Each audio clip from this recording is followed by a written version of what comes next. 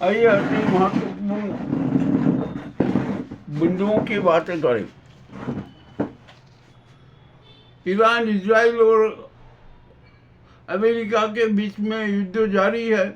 हर तरफ हमले हमले हो रहे हैं, नरसंहार हो रहा है, महाविनाश हो रहा है। ठीक है, ये तो होते रहेगा। तो अब आइए, अब हम बात करते हैं। अभी इस बार दो प्रमुख त्योहार चल रहे हैं। आज से 4 तारीख तक होली का रहेगा और माह रमजान का पर्व भी हो रहा है। मगर इसी बीच होली के बारे में क्या कहें, यहाँ पर तो कुछ है नहीं। कहीं पर 2 तारीख को और कहीं पर 3 तारीख को होली का दहन होगा। मामला है ग्रहण की वजह से भी होली प्रभावित हुई है और तिथि के मान से भी बड़ी गड़बड़ सी चल रहा है। और भद्रा का भी है, न जाने किस किस प्रकार के वो नाटक हो रहे हैं। होली का पर्व समूचे विश्व में बड़े उत्साह पूर्वक मनाया जाता था, परंतु इस बार तो होली का पर्व है ना, महाविध्वंस, नरसंहार और लाशों के रंग से मनाया जा रहा है विश्व में। भारत में भी बड़ी विचित्र स्थिति बनी हुई है। जो भी है, क्या करें। क्या माह रमजान और होली पर्व को इसी तरीके से काले रूप में मनाना पड़ेगा? क्या हो रहा है आखिरकार? ये क्यों हम ये मानव मूल्यों के खिलाफ जा रहे हैं, मानवीय मूल्यों की हत्या कर रहे हैं, नरसंहार कर रहे हैं? जो भी है, अब क्या किया जाए, यहाँ पर तो चल ही रहा है। अभी जो लेटेस्ट जो नए समाचार आए हैं उसमें आया है कि ईरान ने यरूशलेम पर हमला किया, वहां पर 8 से 10 लोगों की मौत हो गई। ईरान अब बदला ले रहा है। मामला बड़ा विचित्र हो गया। स्वर्गीय खोमनाई के समर्थन में विश्व में प्रदर्शन हो रहे हैं, होंगे प्रदर्शन। मामला तो बड़ा विचित्र हो गया था। अभी समाचार आया कि नेतन्याहू भी बेचैन होगा और उन्होंने इजराइल छोड़ दिया है अपनी जान बचाने के लिए। कहाँ गए वो? शायद अभी जो सूचना आई है कि वो जर्मनी में चले गए हैं और जर्मनी से हो सकता है अमेरिका में चले जाएंगे। कहीं भी जाए, अब तो इजराइल तबाह हो रहा है, कि इजराइल धू धू कर जल रहा है, महाविनाश वहाँ पर नजर आ रहा है।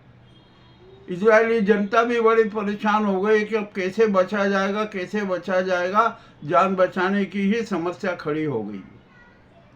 अब इतना ही नहीं, अमेरिका भी बेचैन है।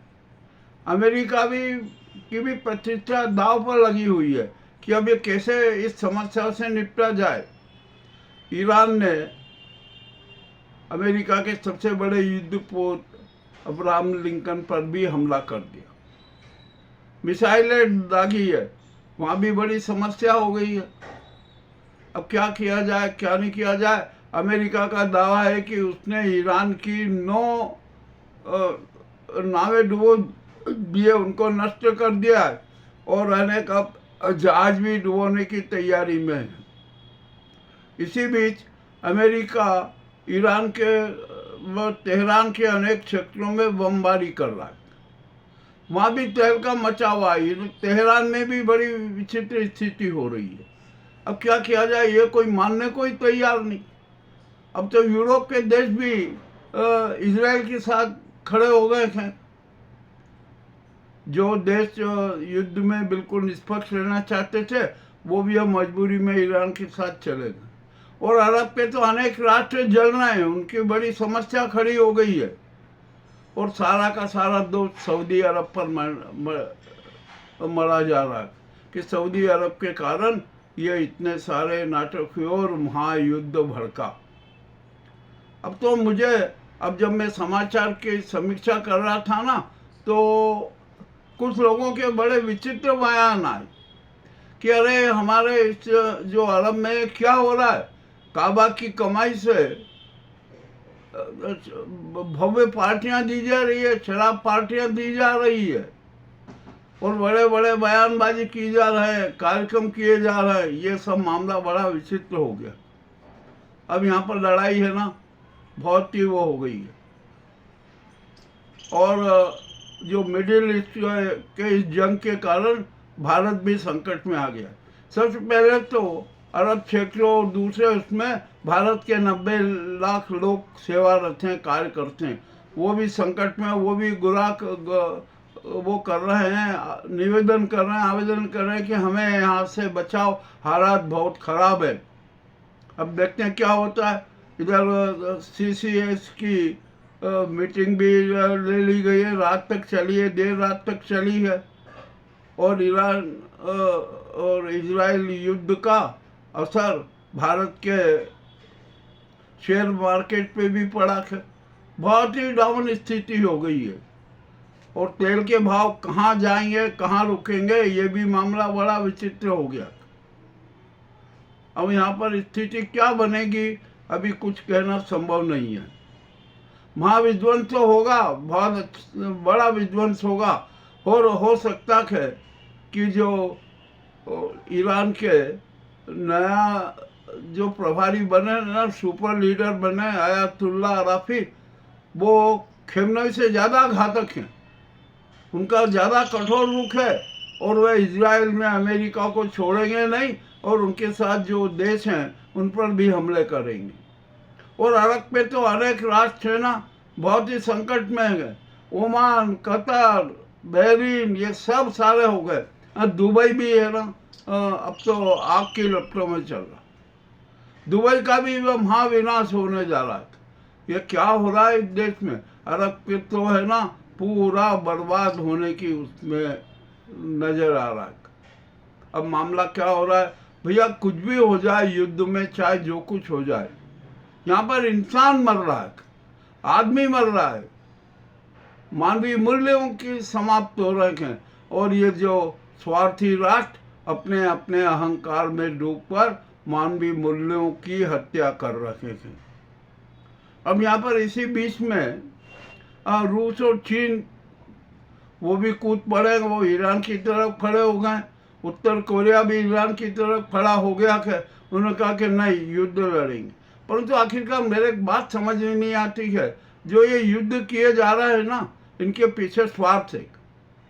रूस का अपना अलग स्वार्थ है, चीन का अपना अलग स्वार्थ है, उत्तर कोरिया का अपना अलग स्वार्थ है, अमेरिका का अपना स्वार्थ है, इजराइल का अपना स्वार्थ है, ईरान का अपना स्वार्थ है। तो ये अपने व्यक्तिगत स्वार्थ और अहंकार के कारण मानवीय मूल्यों की क्रूर हत्या कर रहे हैं। चाहे वो ईरान हो, इजराइल हो, अमेरिका हो, उत्तर कोरिया, कोई भी हो, ये सब कोई दूध के झूले नहीं है। चीन ने अपने हथियार सारे जो भी बेचना चाहा था, बारूद वगैरह, वो ईरान को बेच दिए।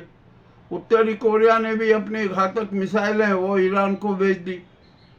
रशिया ने भी अपने सारे जो उपकरण थे वो ईरान को दे दिए। और अब रूस ने तो यहाँ तक कहा कि अरे जो ईरान के परमाणु संयंत्र है ना, उन पर भी अब रूस अधिकार करना चाहता है, वो इसलिए वो ईरान की तरफ खड़ा हो गया। अब तो स्थिति बहुत ही घातक हो गई है। मतलब यहाँ पर चीन ने एक बयान दिया कि संयुक्त राष्ट्र संघ आपातकाल तुरंत बैठक बुलाए और उसमें निर्णय ले कि तीनों राष्ट्र, इजराइल, अमेरिका, ईरान व अन्य सभी युद्ध विराम की घोषणा करे, युद्ध विराम का पालन करे। अब गाजा में भी बड़ी खराब स्थिति हो गई है। हमास भी मैदान में है, हिजबुल्लाह भी मैदान में है, हुती भी मैदान में है, और सब अमेरिका के खिलाफ है और इजराइल पर क्रूर हमले कर रहे हैं। अब इजराइल का बचना बहुत मुश्किल है। जब आप यरूशलेम में धार्मिक शहर पे हमले हो रहे हैं तो ये तो बड़ी विचित्र बात है। अब तो मामला बड़ा हो गया। ये तो वो विश्व युद्ध है ना, बहुत लंबा चलेगा, और लंबा क्या चलेगा, इसके साथ साथ वहाँ पर आतंकवाद भी अब पनपता ही रहेगा, आतंकवादी हादसे होते ही रहेंगे। ईरान में मस्जिदों पर पहले लाल झंडा फहराया गया, उस लाल झंडे को उतार के एक नया झंडा लगा देगा कि बदलाव बदलाव बदलाव वाला अब झंडा लगा दिया गया है। तो अब ईरान रुकने वाला नहीं है, ईरान कुछ भी कर। अब दूसरी तरफ ट्रम्प ने एक पॉलिटिकल बयान दे दिया, हम उसको कूटनीतिक बयान मानते हैं। ट्रंप ने कहा कि हम वार्ता के लिए तैयार हैं। अब वार्ता किससे करेंगे और किस बात पे करेंगे, क्या चाहते हैं वो वार्ता में? मगर अब ये तो डुप्लीकेट है और डिप्लोमेसी है। मामला तो बड़ा उलझता ही जा रहा है। ट्रंप की बात पे कोई विश्वास नहीं कर सकता। अब अमेरिका में भी ट्रंप का विरोध हो रहा है। कमला हैरिस ने खुलकर ट्रंप की आलोचना की है। आखिरकार क्या होगा? और मैं आपको एक इतिहास बता दूं, आप पुराना इतिहास देख लीजिए। जब जब रिपब्लिकन अमेरिका की सत्ता पर आए हैं, उन्होंने युद्ध लड़े हैं, हिंसा की है और मानव सम्मान को मूर्त रूप दिया है अपने स्वार्थ के लिए। देख लीजिए, रिकॉर्ड उठा के देख लीजिए। मैं कोई परिकल्पना नहीं कर रहा हूँ, जो हकीकत में हुआ वही बात बता रहा हूँ। अब तो मामला बड़ा विचित्र हो गया। और हमारे यहाँ पर जो पीएम मोदी जी है ना, जो अपने आप को विष्णु का अवतार कहते हैं, नॉन बायोलॉजिकल कहते हैं, इवेंट गुरु हैं, स्वघोषित विश्व गुरु हैं, धर्म गुरु हैं और न जाने काय काय के गुरु हैं, वो भी जाल में फंस गए। तो इससे तो सिद्ध होगा कि उनकी सारी बातें झूठ थी। अरे यदि भगवान विष्णु के अवतार होते तो एक ही आवाज़ कहते कि युद्ध बंद करो, तो बंद हो जाता। परंतु ऐसा कुछ भी नहीं है। वो उनको तो इजराइल ने अपने जाल में फंसा लिया और अपने खास आदमी अडानी के लाभ पे लिए 25-26 को इजराइल भी चले गए मोदी जी। क्या जाने की जरूरत थी अभी, जब देख रहे कि विश्व में ये घटनाक्रम चल रहा और मोदी जी ईरान से वापस लौटे तो इजराइल ने ईरान पर हमला कर दिया, खेमोनई को भी मार गिराया। वहाँ पर बहुत बंकर निरोधक बम डाले, 30 बम डाले। अब क्या होगा उससे? 40 लोग मर गए, उसमें खेमोनई के परिवार के भी थे, वहाँ भी थे, सब थे। और अभी अभी समाचार ये भी आया कि इजराइल के एयरफोर्स के चीफ कमांडर भी मौत हो गई, वो हमले में मारे गए। तो आखिरकार ये नरसंहार ने लाशों का उपहार क्यों दिया जा रहा है विश्व को? इस बात की भी तो जरा सोचिए। अब संयुक्त राष्ट्र संघ क्या कर रहा है, मेरे तो कुछ समझ में नहीं आ रहा है। जबकि संयुक्त राष्ट्र संघ को तत्कालीन आपात बैठक बुलाना चाहिए और सख्त निर्देश देना चाहिए कि कोई भी राष्ट्र अब युद्ध न करे। इजराइल, ईरान, अमेरिका और अन्य सभी युद्ध विराम की घोषणा करें। कोई युद्ध नहीं होगा, कहीं पर कोई हमला नहीं होगा, परंतु राष्ट्र संघ की इतनी हिम्मत नहीं है। अब क्या होगा क्या नहीं होगा?